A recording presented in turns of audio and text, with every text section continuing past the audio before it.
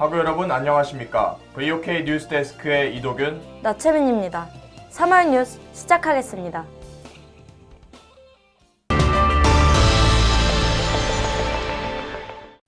카이스트의 자랑거리를 꼽자면 딸기 파티를 빼놓을 수 없는데요.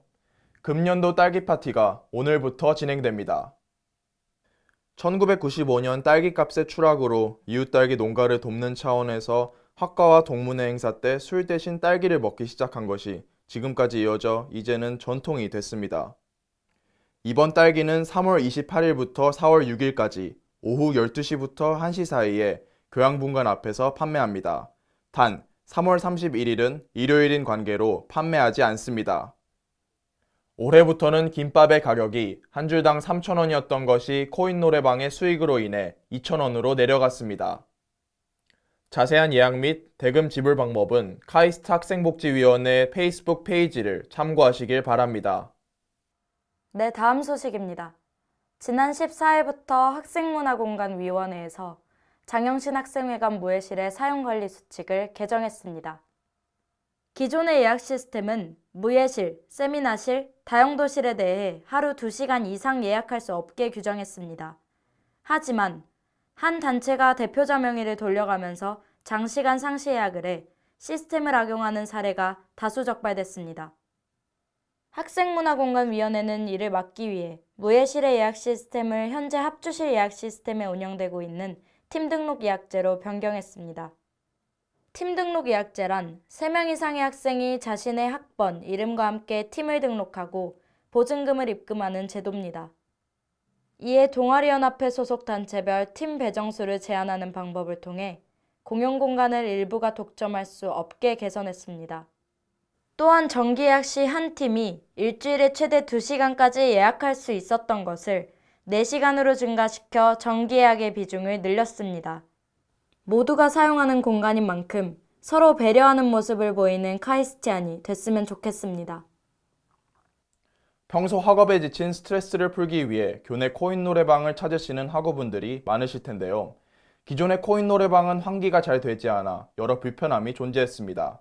이를 해결하기 위해 학생복지위원회에서는 지난 18일 시설팀과의 협의를 통해 중간고사 기간인 4월 17일부터 19일까지 코인 노래방 내 환기 시설을 설치하겠다고 밝혔습니다.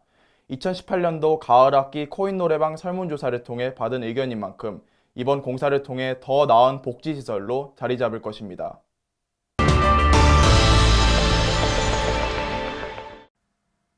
VOK 뉴스 스토리입니다. 제33대 재선거에서 총학생회장단 선거운동본부 세로의 후보 자격이 박탈됐습니다. 앞으로의 총학생회와 작년부터 이어져 온 비상대책위원회 체제에 대해 자세히 취재해봤습니다. 전윤호 기자입니다. 지난 3월 19일 제33대 총학생회장단 선거운동본부 세로회 후보 자격이 박탈됐습니다. 모두의 목소리를 바로, 제대로, 세로라는 슬로건을 들고 변화하는 총학생회를 만들겠다는 세로의 결의는 투표를 하루여 앞두고 꺾였습니다. 세로는 선거 기간 동안 후보 등록 서류 제출 기한 내 미제출, 단체 카톡방을 통한 추천인 서명 홍보로 인한 2개의 경고와 정 후보 자격으로 직접 징계에 대한 이의제기, 온라인 선전 비보고로 2개의 주의를 받아 후보 자격이 박탈됐습니다. 단일 후보였던 세로가 없어지면서 제33대 총학생회장단 재선거는 무산되고 비상대책위원회 체제가 유지되게 됩니다. 비상대책위원회 비상은 제32대 총학 받침의 정책투표 결과에 따른 사태 이후 작년 10월 23일 출범했습니다. 작년 11월 총선 종료일 3일 후까지 임기 예정이었던 비상은 해당 총선에서 후보자가 없어 지난 3월 재선 종료일 3일 후까지 연장된 임기를 다하였고 현재 새로운 비상대책위원회를 모집하고 있습니다. 이로써 비상대책위원장단이 총학생회장단의 역할을 대신하는 시국은 앞으로 이루어질 11월 총선거까지 1년 이상 지속될 것으로 보입니다. 하지만 학생들은 총학생회장단이 이끄는 중앙집행위원회와 비상대책위원회의 차이조차 잘 알지 못하는 것이 현실입니다. 설문조사 결과 약 70%의 학생들은 총학생회장단 선거가 무산된 지금 비상대책위원회 체제로 학내 사회가 계속 운영되는 것은 문제점이라고 답했습니다. 이와 상반되게 중지비와 비대위의 차이점조차 잘 알지 못하는 학생이 약 60%에 이르렀습니다. 총학생회장단과 비상대책위원장단의 가장 큰 차이는 총학생회장단은 학생 전체 투표로 선출하지만 비대위원장단의 경우 비대위 내부에서 선출하고 전학대회에서 승인한다는 것입니다. 비대위는 선거를 치르지 않기 때문에 정책에 대한 학생들의 동의 여부를 알 수 없어 새로운 사업을 진행하는 게 부담스러울 수 있고 학교 측이 총학과 동등한 수준으로 인정하지 않아 학생들의 권익 보장을 위한 목소리를 내는데 한계가 있습니다. 비대위의 집행력은 총학생회와 분명한 차이가 있어 대의성을 가진 정책들은 진행하지 못하며 앞으로 있을 여러 행사와 캠프의 운영 또한 불투명합니다. 또한 이미 2차례 후보자 부족으로 무산된 총학생회장단 선거에 대해 다음 총학생회장단이 구성된다는 것도 확실치 않습니다. 이에 대해 전 비상대책위원을 인터뷰해봤습니다. 적극적으로는 대응을 못한다는 거죠. 필요해서 무언가 요구를 하면은 어쨌든 들어는 줍니다. 다만 이제 저희가 그거를 적극적으로 대응할 수 있냐의 여부에 문제가 있겠죠. 기득권은 기본적으로 기득권으로만 방어를 할 수 있습니다.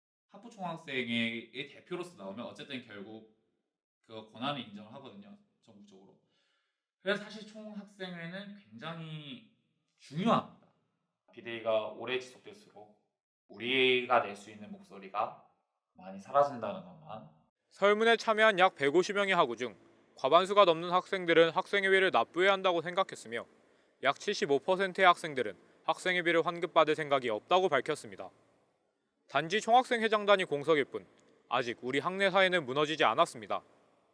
총학생회라는 이름이 단지 중앙집행위원회만을 가리키는 명칭이 아니라 사천하구 전체의 것이라는 인식이 지금 필요해 보입니다. VOK 뉴스 전윤호입니다. 새학기가 시작된 지 벌써 한 달이 지났습니다. 학우 여러분은 목표했던 일들을 차분히 달성해 나가고 계신가요? 남은 학기도 최선을 다해 잘 마무리하시기 바랍니다. 2019년 3월 뉴스는 여기까지입니다. 앞으로도 저희 VOK는 유익한 정보를 전달하는 객관적인 주체로서 끊임없이 발전해 나가도록 하겠습니다. 깊은 애정과 날카로운 비평의 눈으로 계속 지켜봐 주시기 바랍니다. 시청해주신 학우 여러분, 감사합니다.